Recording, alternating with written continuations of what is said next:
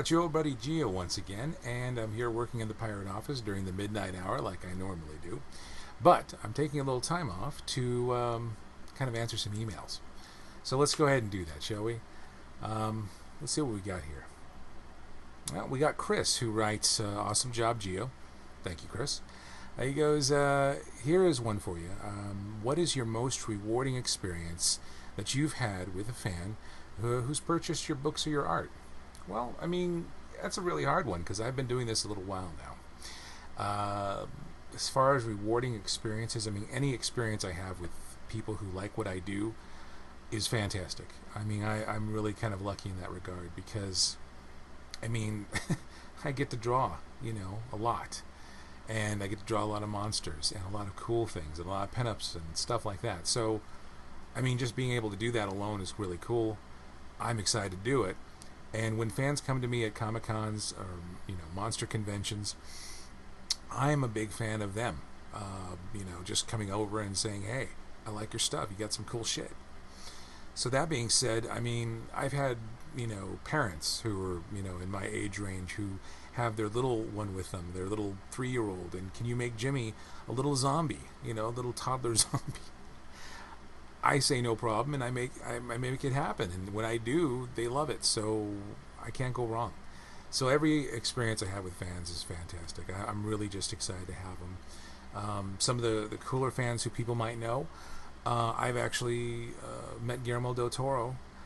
The first time I met him, he was super cool. And he's just a really, really just down to earth. He's just a really down to earth guy. But the first time I met him was at a monster convention I was doing, and he came over to my booth. When he came over, he actually was looking through my books and kind of liking what he was seeing, but he had his little ones with him. He had his kids.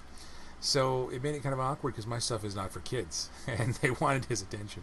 So he looks at me and he goes, I'll be back. And I'm like, okay. And I didn't plan on him coming back, to be honest with you. I mean, the man's busy, and there's a lot to see at these conventions I do. I mean, if you've ever been to a Comic-Con, MonsterCon, anything like that, you know what I'm talking about. But he did come back. About an hour or so later, here he is, and he's like, my friend, I told you I'd be back. And sure enough, he was.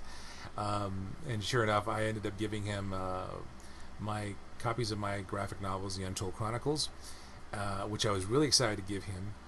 And he was so gracious about it. And to top it off, I didn't know this at the time, but he collects vampire graphic novels. He's got an entire wall of bookshelves dedicated to vampire graphic novels. So I'm honored to be a part of that collection.